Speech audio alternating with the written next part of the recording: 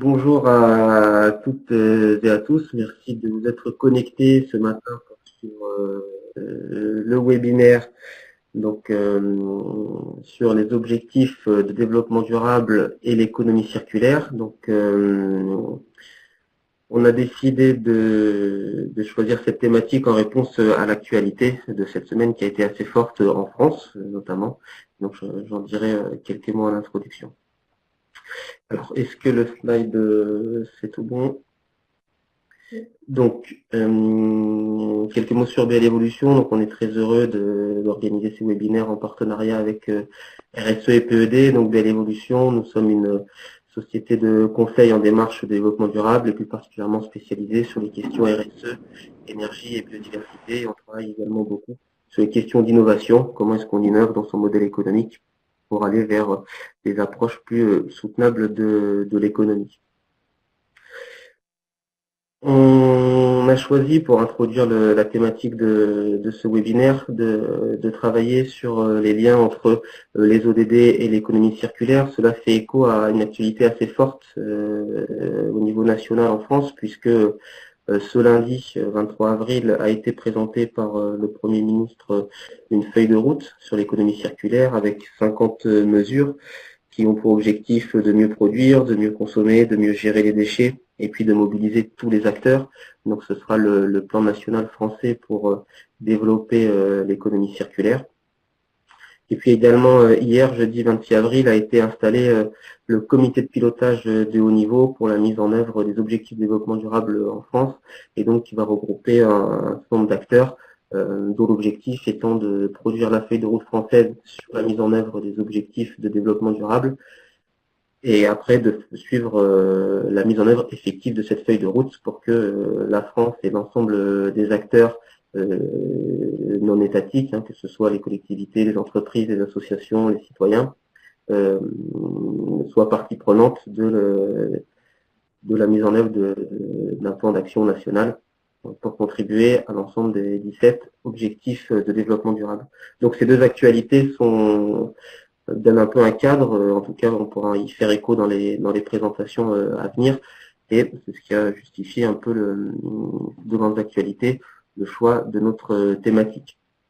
Alors les objectifs de développement durable, pour rappeler en quelques mots ce que c'est les 17 priorités mondiales sur le développement durable. Donc il y a 17 objectifs qui ont été adoptés au niveau de l'Organisation des Nations Unies en 2015 et c'est un agenda qui définit les objectifs à atteindre pour 2030. Donc l'idée c'est d'avoir une quinzaine d'années pour travailler à la mise en œuvre de plans d'action des États mais aussi de tous les acteurs pour atteindre ces objectifs et aller vers des sociétés plus durables. Ce qui est important dans ce plan international, c'est que l'ensemble des acteurs doivent se mobiliser, et notamment les entreprises sont appelées à se mobiliser. C'était l'objet du cycle de webinaire sur le lien entre la RSE, la mobilisation des acteurs économiques et les objectifs de développement durable. Donc plus précisément, l'objectif numéro 12 s'intitule établir des modes de consommation et de production durable. Et donc on a choisi de centrer ce webinaire sur cette thématique. On va parler entre autres d'économie circulaire, de recyclage, de gestion des déchets, mais aussi d'éco-conception, d'évolution des modèles économiques. Il y a d'autres thématiques dans cet objectif qui ne seront pas forcément traitées ce matin, mais pour l'information de tous les participants.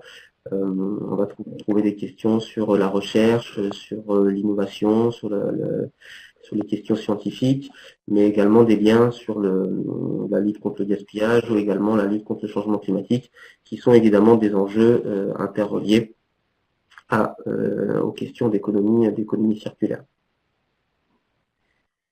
Alors ce matin, pour traiter ce sujet, présenter des retours d'expérience et puis quelques idées, nous avons la chance d'accueillir trois intervenants. Donc tout d'abord, nous entendrons Hélène Valade, qui est donc directeur du développement durable du groupe Suez, quelqu'un qui est très engagé sur ces sujets, que ce soit l'économie circulaire, les objectifs de développement durable, et donc elle pourra nous donner un peu un retour d'expérience, comment est-ce que son entreprise s'est saisie de ces deux sujets et l'a intégré dans les métiers du groupe, dans la démarche RSE également.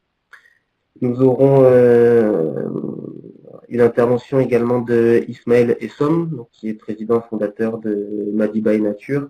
Donc, c'est une association, une organisation à but non lucratif qui coordonne des recherches sur les processus de recyclage des déchets dans le but de préserver et conserver la nature en Afrique. Et puis nous aurons également l'intervention du professeur Lotfi Shraibi, donc, qui est professeur d'enseignement supérieur à l'université Abdelmalek et Saadi, et qui est également président de l'association marocaine pour un environnement durable. Donc il nous fera un commentaire sur ces thématiques. Alors, sans plus tarder, nous allons passer la parole à notre première intervenante, donc Hélène Valade, directrice du développement durable du groupe Suez. Merci Sylvain, bonjour à toutes et à tous, et ravi d'être avec vous pour parler de ce sujet de l'économie circulaire en lien, effectivement, Sylvain l'a rappelé, avec l'ODD numéro 12. Je vais d'abord vous dire quelques mots de Suez et puis vous partager avec vous la manière dont on s'est emparé de ce sujet, où on essaye de mettre en place des politiques qui sont un peu transformatrices dans le sens d'une économie plus circulaire. Alors tout d'abord, la présentation de Suez, telle qu'on l'a fait maintenant de manière un peu institutionnelle, est complètement inspirée de ce sujet d'économie circulaire, parce que nous avons engagé il y a quelques années maintenant une vraie révolution à l'intérieur de Suez, que l'on a appelée la révolution de la ressource, partant de cette conviction que les ressources sont et seront de plus en plus rares, et qu'il faut donc inventer un mode de développement qui soit déconnecté de la consommation des ressources. Et ça nous a amené à transformer, enfin à commencer à transformer, hein, je reste très modeste parce que nous sommes sur un chemin qui sera probablement très long, en tout cas à transformer nos métiers cœurs pour les inscrire dans une logique d'économie circulaire. Nos métiers cœurs, c'est l'eau, la production, le traitement et la distribution d'eau. Et puis, l'autre métier cœur, c'est la collecte et le tri des déchets. Et à ces métiers se sont ajoutés des métiers d'économie circulaire, notamment pour l'eau. Comment peut-on donner une seconde vie à l'eau? Ça veut dire réutiliser les eaux usées traitées à d'autres usages, notamment des usages agricoles, des usages industriels. Donc, vous voyez maintenant que nous sommes en capacité de produire 1,3 milliard de mètres cubes d'eau usée, d'eau alternative, c'est-à-dire d'eau qui ont eu une seconde vie. Et puis, dans le métier des déchets, ça veut dire au métier traditionnel de la collecte et du tri, ajouter les métiers de la valorisation, et vous allez le voir, ils sont assez poussés maintenant, de manière à remettre sur le marché des matières premières secondaires. Et vous le voyez sur ce slide, 4,3 millions de matières premières secondaires ont été remises sur le marché par Suez en 2017. Tout ça, nous le faisons dans une logique de... Pardon, je suis très maladroite pour passer les slides, et Sylvain l'est beaucoup plus que moi, donc merci infiniment. Nous faisons tout cela dans un cadre qui a été posé, construit avec nos parties prenantes, qui nous donne une vision de là où nous souhaitons aller jusqu'en 2021, qui est donc une feuille de route développement durable 2017-2021, qui elle-même succède à des feuilles de route précédentes, parce qu'on avait pris l'habitude à Suez, au fond, de conduire la transformation avec des objectifs datés et chiffrés. Et il est apparu d'ailleurs que c'était assez puissant pour vraiment être aiguillon de changement à l'intérieur de l'entreprise. Et là, cette nouvelle feuille de route que nous avons lancée au début d'année et dont nous publions les premiers résultats dans notre futur rapport intégré, fixe un certain nombre de priorités qui elles-mêmes sont assorties d'engagements datés chiffrés. Alors, je ne peux pas évidemment vous les commenter tous. Je voudrais juste vous dire que notre ambition, notre vision, c'est d'être une entreprise collaborative, ouverte et responsable.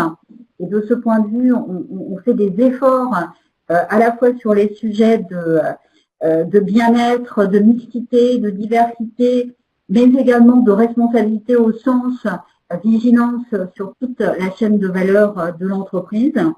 Notre deuxième priorité, c'est d'être leader de l'économie circulaire, justement, et bas carbone. Et nous avons là des engagements qui concernent la réduction de nos émissions de gaz à effet de serre, engagement chiffré et qui est inscrit dans la trajectoire 2 degrés. D'ailleurs, nous avons été reconnus par l'initiative Science Based Target.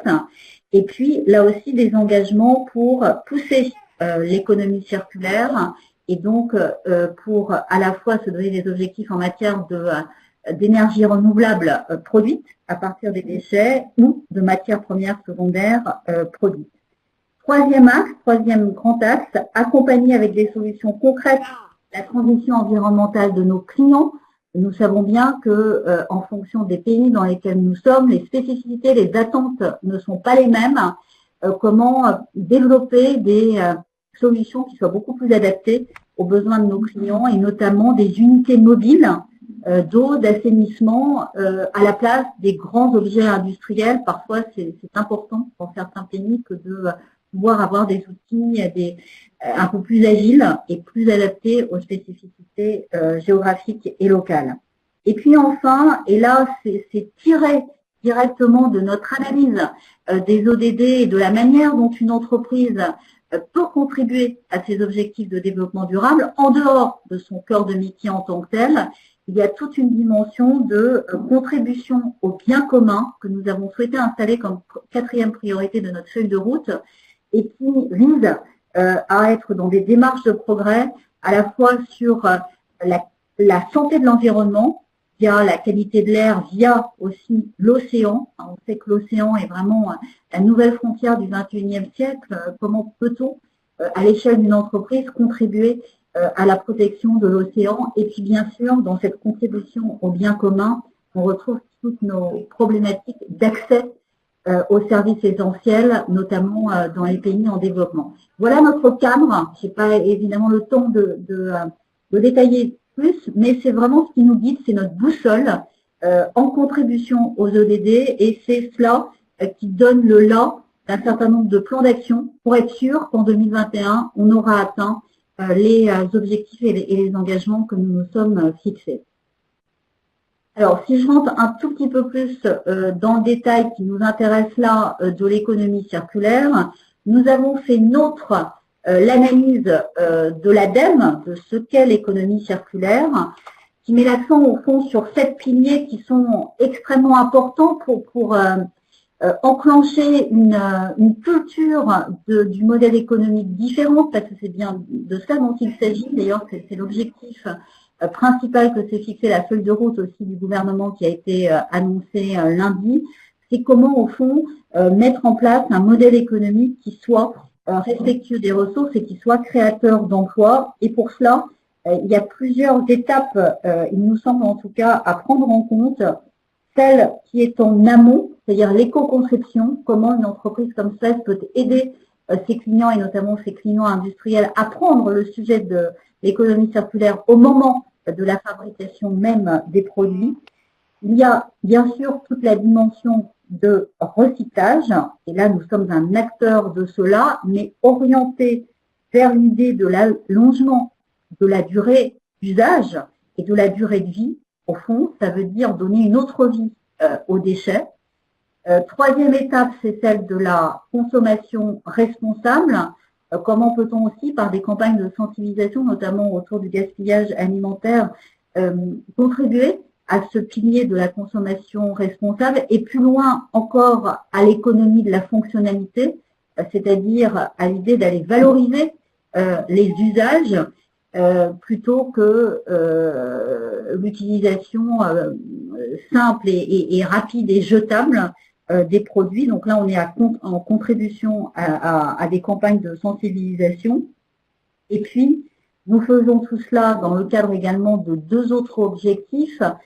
l'écologie industrielle et territoriale. Cette économie circulaire est avant tout une économie locale, une économie territoriale, se fait dans le cadre de la co-construction avec d'autres acteurs que sont bien sûr les collectivités locales, mais que sont aussi les habitants et les ONG. Et là, c'est très important que de pouvoir construire, co-construire ces boucles d'économie locale. Je vous en donne un exemple pour les plastiques. Vous savez que le plastique est un enjeu absolument prioritaire de la feuille de route économie circulaire du gouvernement, de celle de Suez aussi, où on a pris l'engagement de multiplier par 2 notre recyclage du plastique. Et quand je vous dis écologie territoriale, nous faisons en sorte d'associer les habitants, par exemple, ou les ONG qui nous y aident, pour aller récupérer le plastique sur les plages, par exemple, et pour traiter ce plastique de manière à ce qu'il soit réintroduit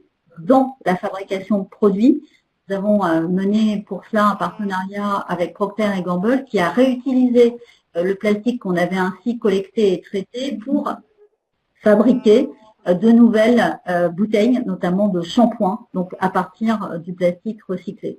Et puis, dernier pilier qui est important pour Suez, c'est de faire porter aussi tout ce sujet de l'économie circulaire très en amont, c'est-à-dire du côté de ses fournisseurs et de ses sous-traitants pour contribuer à un approvisionnement durable. Alors, si je rentre un peu plus dans le détail, au fond de 2 boucles d'économie circulaire, c'est important d'en donner la mesure un peu concrète. On part de ce que nous faisons tous, malheureusement encore, c'est-à-dire produire un certain nombre de déchets, que ce soit les consommateurs, les industriels et les municipalités. Ces déchets, il faut aller les capter, les collecter au plus près d'ailleurs de la source de ces déchets. C'est pour ça qu'il y a un certain nombre de nouvelles mesures qui sont prévues, notamment celle de la consigne pour les bouteilles en plastique, sur lequel le gouvernement a beaucoup insisté. Et qui effectivement améliore la collecte, donc le tri et donc la valorisation, puisque après cette collecte et ce tri, il y a plusieurs possibilités pour donner une seconde vie aux déchets. Il y a la valorisation matière, j'y reviendrai tout à l'heure sur le plastique, et puis il y en a une autre, parce que vous savez, lorsque l'on collecte et trie, il y a ce qu'on appelle des refus de tri. Ce sont des déchets qui ne peuvent pas être justement recyclés en matière et qui donc partent dans un autre type de valorisation qu'on appelle la valorisation énergétique et qui, elle, peut se traduire de manière différente. Par exemple, les boues d'épuration des stations d'assainissement, on peut en extraire le biogaz, le transformer en biométhane et le réinjecter dans les réseaux. En France, GRDF, dans les réseaux de gaz, évidemment dans d'autres pays, voilà une valorisation énergétique d'un sous-produit de l'assainissement. Même chose avec les biodéchets ou bien avec la récupération de chaleur de biogaz sur les centres d'enfouissement des déchets dans un certain nombre de pays. Tout cela produit soit du gaz, soit de la chaleur, soit de l'électricité. Et c'est ainsi que l'on construit une boucle d'économie circulaire. Cette valorisation énergétique, elle donne elle-même lieu à un autre sous-produit que sont les mâches-fer. Les mâches-fer, il y en a beaucoup. Qu'est-ce qu'on en fait de ces mâches-fer? Parce que si on veut être rigoureux dans ce cycle-là, il faut s'occuper aussi de ces sous-produits du recyclage, si je puis dire. Les mâches-fer peuvent être soit utilisés pour les sous-couches routières, voilà, un nouvel usage qui est donné à un sous-produit du recyclage, ou bien, et c'est là-dessus qu'on est un peu en train de se spécialiser, ces mâches-fer peuvent être eux-mêmes affinés pour constituer des métaux non ferreux qui eux-mêmes ont une valeur, et lorsqu'ils passent dans des fonderies et qui sont un peu raffinés, pour être réutilisés après dans les processus de fabrication des produits nouveaux. Vous voyez que tout cela fait sens et que c'est cela qu'on essaye de mettre en place aujourd'hui. L'exemple est aussi très parlant, en tout cas j'espère, sur le plastique. Le plastique, je le répète, est un enjeu incroyable. Et le plastique, il faut aller le chercher pour le traiter. Hein. Et donc le chercher, ce sont les systèmes de consigne dont je vous parlais tout à l'heure. Nous avons été, par exemple, partenaires avec un certain nombre d'acteurs, notamment de la grande distribution, pour installer ce qu'on appelle les systèmes réco, c'est-à-dire au fond des endroits où on peut déposer les bouteilles en plastique, les canettes, etc., de manière à être sûr que d'abord c'est bien collecté et donc que le tri sera efficace parce que dans un plastique, il y a tout un tas de polymères. En plus, un plastique ne ressemble pas à un autre. C'est une complexité extrêmement forte. Donc, une fois qu'on a collecté cela de manière robuste et bien diversifiée, on est en capacité, c'est ce que nous faisons dans un certain nombre d'usines, de décomposer ce plastique en différents types de polymères. Et ces polymères-là, nous faisons en sorte qu'ils soient réutilisés dans les processus de fabrication. Et nous avons beaucoup d'espoir là-dessus. Une entreprise comme Nestlé, par exemple, a pris un engagement de réincorporer 25% de contenu recyclé d'ici 2025 dans les bouteilles en PET. Vous voyez que voilà, il y a un début de maturité de ce processus et qui est drivé pour nous par le fait que les entreprises qui produisent des emballages ou qui ont besoin de ce plastique s'engagent elles-mêmes à réincorporer la matière première secondaire. Voilà. Et tout cela, et pardon, j'ai pas de slide là-dessus parce qu'on est en train de finaliser ceci dans notre rapport intégré d'aujourd'hui, doit être transformé évidemment en indicateur de manière à rendre compte de notre activité sur ce sujet. Donc des indicateurs de circularité qui renseignent sur le pourcentage de déchets valorisés par Suez, sur la quantité de plastique que nous recyclons, sur le pourcentage d'eau usée traitée que nous réutilisons, sur le taux de valorisation des mèches vertes, je vous en parlais tout à l'heure, et puis nous travaillons aussi sur des indicateurs de circularité là, qui renvoient davantage à notre process, notamment à l'autosuffisance énergétique de nos stations d'épuration, puisque c'est très important aussi de pouvoir au fond faire ces boucles d'économie circulaire à l'échelle de l'usine elle-même et donc de faire en sorte qu'elle soit autoconsommatrice. Voilà, tout cela, et j'en terminerai là-dessus, est une affaire qui est à la fois enthousiasmante puisque c'est au fond une logique de transformation, qu'elle embarque le corps social de Suez parce qu'elle fait sens, elle donne sens à son job, au fond, au quotidien, et puis enfin, elle ne se fait pas seule. Et mon directeur général est particulièrement sensible à cela. Nous sommes entrés dans une économie multi-acteurs et l'économie circulaire incarne bien cela. On ne peut pas être seul pour faire face aux enjeux environnementaux et sociaux qui sont les nôtres aujourd'hui. Voilà, j'en ai terminé, Sylvain, si ça te convient. Merci beaucoup, Hélène Valade, pour cette présentation. On pourra donc retenir que dans l'engagement d'entreprise, il y a d'abord eu la capacité à partager un constat de la finitude des ressources, le fait qu'on ne peut pas toujours extraire des ressources, toujours avoir plus de déchets à traiter. Donc déjà partager un peu le constat sur les enjeux environnementaux, largement sociétaux. Une construction ensuite d'une vision avec des engagements qui peuvent être datés et chiffrés. On a retenu par exemple être leader de l'économie circulaire et puis qui va se traduire sous deux axes, des engagements un peu du groupe, des objectifs du groupe transversaux. On a eu l'exemple des objectifs de développement durable dont la finalité est de contribuer, si on peut dire, au bien commun et qui ont permis, ce qui a été dit, de préciser des engagements pris par le groupe. Et puis l'intégration au sein des métiers, notamment dans le cadre d'une démarche d'innovation, qui évoquait la question des unités mobiles, par exemple, de l'économie de fonctionnalité, et puis du travail avec les partenaires, les parties prenantes, que ce soit des entreprises, des PME, mais plus largement des ONG, qui peuvent venir questionner l'entreprise, soulever des défis et également travailler sur les enjeux. Les enjeux qui sont, peut-être résumés de cette manière-là, de deux types.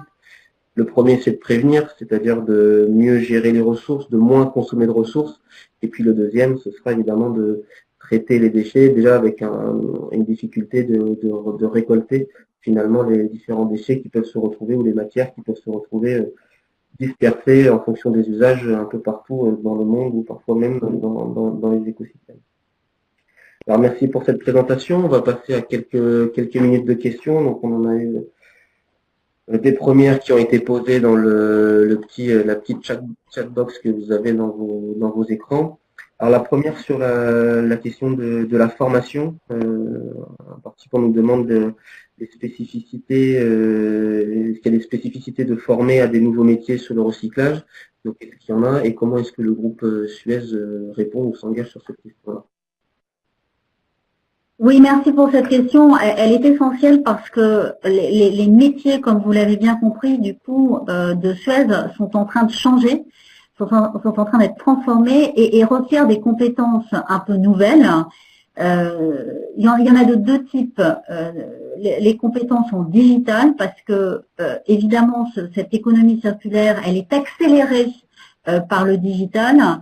Et donc, il faut être en mesure de s'approprier ces techniques. Sachez par exemple qu'un camion de collecte des déchets maintenant peut être équipé de capteurs qui permet, par exemple, d'améliorer la logistique de la collecte parce que c'est connecté avec le volume de déchets dans une benne donnée. Ça, c'est une transformation du métier. Donc, il y a un programme de formation qui sont liés qui est lié à l'introduction du digital dans les métiers. Et puis il y en a un autre qu'on commence à aborder, c'est les compétences presque plus de chimistes dont on va avoir besoin parce que quand je vous parlais par exemple du recyclage du plastique, on voit bien qu'on va passer d'un traitement mécanique à un traitement qui sera de plus en plus chimique. Et là aussi, il y a un besoin de compétences nouvelles qui est en train de se mettre en place. Et là, on est en train de réfléchir à un plan de formation qui permettra ce passage-là. C'est capital de prévoir cela, c'est-à-dire de pouvoir embarquer une population interne qui est elle-même en train de vivre cette transformation et à tous les échelons à la fois de l'entreprise et des catégories de personnes, il y a des programmes dédiés qui sont en train d'être organisés pour cela ensemble. Merci beaucoup. Alors il y a énormément de questions, c'est très participatif, c'est très bien. La deuxième qui a été posée est-ce qu'il y a des spécificités sur le traitement des déchets électroniques et électriques, notamment est-ce que ça a une incidence après sur la question des métaux rares, qui est une question un petit peu stratégique? Alors, ça c'est un vaste sujet. Je voudrais juste vous donner l'exemple des téléphones portables. Les téléphones portables, il y en a des millions dans nos tiroirs et pourtant dedans, il y a tout un tas de métaux qui pourraient être récupérés. Un téléphone portable, c'est 7 kilos de ressources qui sont utilisées pour le produire. C'est énorme. Bon, comment fait-on pour s'occuper de cela? Il faut qu'on aille les chercher. Il faut faire en sorte d'aller les capter. Donc, par exemple, avec Bouygues Télécom, on a fait un partenariat pour inciter les consommateurs à ramener les portables dans les boutiques de manière à ensuite à les traiter. Et bien sûr, les traitements de ce type d'article est très spécifique. Et donc, il y a des usines qui sont spécialisées. On en a une comme ça à Lyon, qui s'occupent de ces déchets électroniques où le traitement donc est très particulier, de manière à récupérer ces métaux pour qu'ils soient après réutilisés. La dimension technologique de ce recyclage, elle est en place. Notre souci, notre difficulté là-dessus, c'est d'aller capter à la source les articles qui vont permettre de faire un vrai recyclage des métaux. Merci beaucoup. Une question sur les plastiques. Quelles sont les conséquences de la fermeture du marché chinois sur les plastiques et plus largement, comment est-ce que Suez traite les déchets plastiques dans les pays en développement? Est-ce qu'il y a des spécificités ou des engagements particuliers? Alors, la décision de la Chine, certains l'ont mal prise, d'autres la prennent mieux parce qu'elle incite justement à optimiser le recyclage d'un certain nombre de matières. Sur le plastique, je vous l'ai dit tout à l'heure, l'enjeu est immense. Dans les pays, enfin, partout où Suez est présent, on s'occupe de cela. Notre sujet principal aujourd'hui est lié au nettoyage de plages dans un certain nombre de pays. Et là, on a des partenariats avec des ONG dans les pays dans lesquels nous sommes pour accompagner ce type d'action. Nos salariés eux-mêmes, d'ailleurs, y participent pour pouvoir après améliorer le recyclage du plastique. Et ensuite, il y a des solutions qui sont en train de se mettre en place un peu partout, notamment la capacité des stations d'assainissement à arrêter les microfibres de plastique, parce que c'est ça aussi qui pollue énormément les océans. Donc voilà, tout ça, ce sont des actions qui sont en train d'être mises en place. Mais la première chose, c'est la sensibilisation. Un pays comme le Maroc a pris la décision d'interdire les sacs plastiques. Donc on voit bien qu'il y a un certain nombre d'acteurs qui sont concernés par cela et que là, ça montre vraiment bien. Il y a un exemple qui l'incarne fortement, c'est bien le plastique, où tous les acteurs sont concernés, que ce soit la puissance publique qui drive le sujet, le comportement des consommateurs qui doit évoluer et des acteurs comme Suez qui doivent se mobiliser sur le sujet. Merci beaucoup. Alors, on va en prendre encore une ou deux questions et puis les questions suivantes seront envoyées à nos intervenants qui pourront répondre par écrit à la fin du webinaire. Une question sur la toxicité. Ça a été d'ailleurs évoqué dans la présentation, hein, le fait de réincorporer certaines matières peuvent poser des questions sur la santé, la toxicité. Comment est-ce qu'aujourd'hui c'est traité, c'est pris en compte dans les activités du groupe? Alors, ce sujet-là est un sujet évidemment essentiel qui est extrêmement réglementé. Hein, c'est la réglementation REACH qui s'applique à cela. Donc, effectivement, c'est un sujet qui est pris en compte dans la réintégration, dans la réincorporation. C'est un sujet sur lequel il y a beaucoup d'interrogations dans un certain nombre de pays parce que parfois on se demande si c'est un frein justement à la réintégration, à la réincorporation. En même temps, lorsqu'il s'agit d'arbitrer entre renforcer le recyclage d'une part et puis une logique de précaution, c'est évidemment la logique de précaution qui l'emporte et c'est pour cela que ces taux de réincorporation doivent être extrêmement différenciés et précisés en fonction des matières considérées. Merci beaucoup pour ces réponses. Dans la mise en œuvre, de la démarche d'économie circulaire, est-ce que vous avez une approche, on a vu un peu l'approche du groupe, est-ce qu'il y a une déclinaison au niveau régional avec des spécificités comment est-ce que vous êtes organisé après pour peut-être j'imagine faire des boucles le plus petites possible, ou est-ce qu'il y a une réflexion sur cette approche de la localité?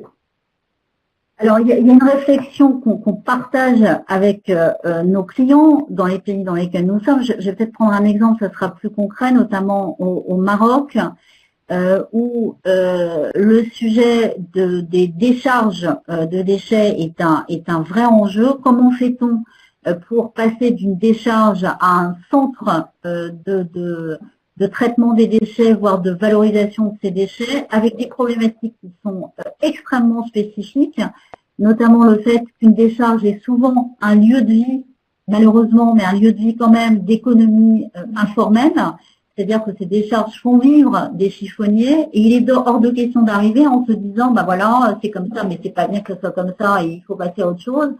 Donc, nous, on a essayé de concilier économie informelle et économie formelle, à Meknes notamment, en mettant en place une coopérative de trieurs, c'est-à-dire une association qui s'est formée avec l'autorité locale et les chiffonniers eux-mêmes, et qui du coup se sont constitués en association pour être dotés des équipements de sécurité qui sont nécessaires pour exercer cette profession et qui petit à petit acquièrent l'ensemble des éléments pour exercer en sécurité et dans une protection sociale normale ce type de métier. Donc on est en train de passer d'une économie informelle à une économie plus formelle en intégrant les chiffonniers, en les faisant accéder à un autre statut, et ce qui permet par ailleurs de faire évoluer la décharge en tant que telle à une unité qui peut devenir de valorisation, et notamment à Meknès, de récupération de chaleur à partir de cette nouvelle unité de traitement des déchets. Merci beaucoup. Alors, une dernière question pour remonter au niveau des ODD. Quel est aujourd'hui votre sentiment sur la capacité à atteindre les ODD, notamment l'ODD 12 sur l'économie circulaire? Et est-ce qu'il y a, la question a été posée, est-ce que c'est un mythe ou une réalité, notamment en Afrique? Est-ce que les ODD sont un mythe, une réalité pour les pays en développement plus largement? Alors, les ODD mythes ou réalité, moi je pense que les ODD, c'est une utopie, effectivement, mais une utopie dont on a besoin pour avancer. Donc j'ai plutôt envie de dire que c'est une boussole. Un certain nombre de pays africains, au fond, sont très en avance sur tout un tas de choses. On peut peut-être sauter l'étape de l'ancien monde qui a justement produit un certain nombre d'impacts négatifs et est en train d'arriver au moment de la digitalisation, donc réinvente des manières de faire qui sont peut-être plus vertueuses que certaines dans des pays occidentaux. Donc moi j'ai plutôt tendance à être positive, y compris pour les pays en Afrique, et je pense que les ODD sont une superbe boussole pour tout le monde. En plus c'est un langage commun qui permet d'être plus proche nord-sud et d'être dans une vraie co-construction qui va dans les deux sens. Parce que je pense par exemple que les pays occidentaux ont besoin de l'expérience des pays du Sud et notamment des pays africains sur l'économie circulaire. On n'a rien à apprendre, nous, aux pays d'Afrique, c'est plutôt de ce point de vue l'inverse qui devrait se passer, puisqu'il y a des techniques qui existent depuis très longtemps et dont l'utilité aujourd'hui s'avère extrêmement forte, donc échangeons. Merci beaucoup Hélène Valade pour cette traité à l'exercice de présentation et de réponse aux questions sur le sujet de l'économie circulaire et des objectifs de développement durable. Nous allons maintenant